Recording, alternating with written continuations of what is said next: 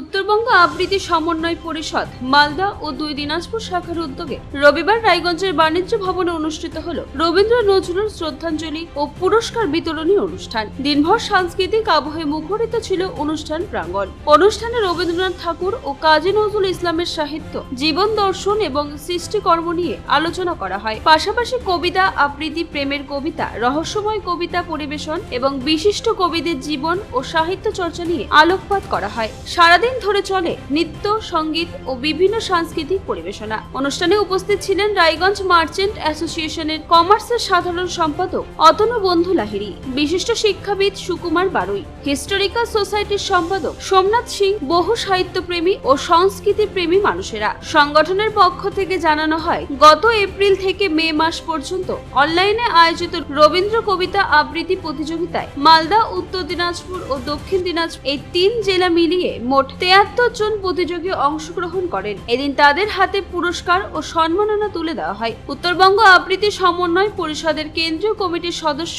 অর্পিতা ভট্টাচার্য জানান, আবৃত্তি ও সাহিত্য চর্চার মাধ্যমে নতুন প্রজন্মকে বাংলা সংস্কৃতির সঙ্গে আরো নিবিড়ভাবে যুক্ত করাই আমাদের লক্ষ্য।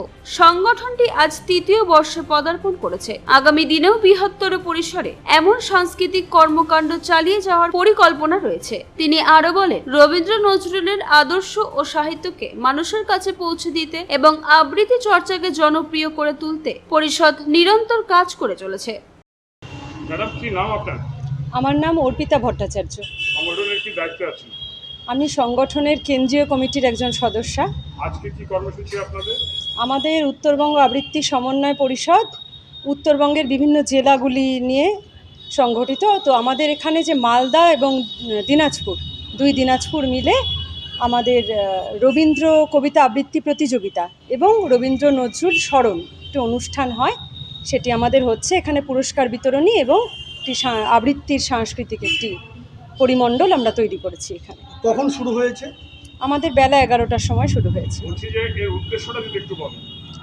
উদ্দেশ্য বলতে আমাদের পরিষদের মূল উদ্দেশ্য হচ্ছে যে উত্তরবঙ্গের যে আবৃত্তি শিল্পী তাদেরকে এক ছাদের নিচে নিয়ে আসা এবং আবৃত্তির যে শিক্ষা, যে শিল্পটির প্রচার এবং প্রসার, হ্যাঁ, যাতে আরও ছড়িয়ে পড়ে এবং আমরা একখানে একটি সংগঠন তৈরি করে আমরা আরও এগোতে চাই আবৃত্তি নিয়ে, এটি উদ্দেশ্য। কতজন আজকে পার্টিসিপেট করছে?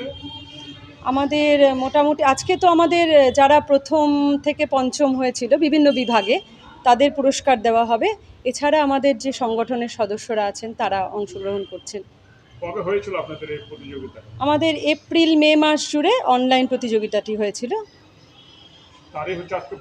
তার আজকে পুরস্কার বিতরণ। কারা কারা উপস্থিত ছিলেন? আমাদের আজকে উপস্থিত ছিলেন, আমাদের কালচারাল ফোরামের থেকে উপস্থিত ছিলেন সুকুমার বারুই, আমাদের ইটাহার কলেজের অধ্যাপক মেঘনাথ সাহার, উনি উপস্থিত ছিলেন। আমাদের বিশিষ্ট সংস্কৃতিপ্রেমী ভাস্কর ভট্টাচার্য উপস্থিত ছিলেন।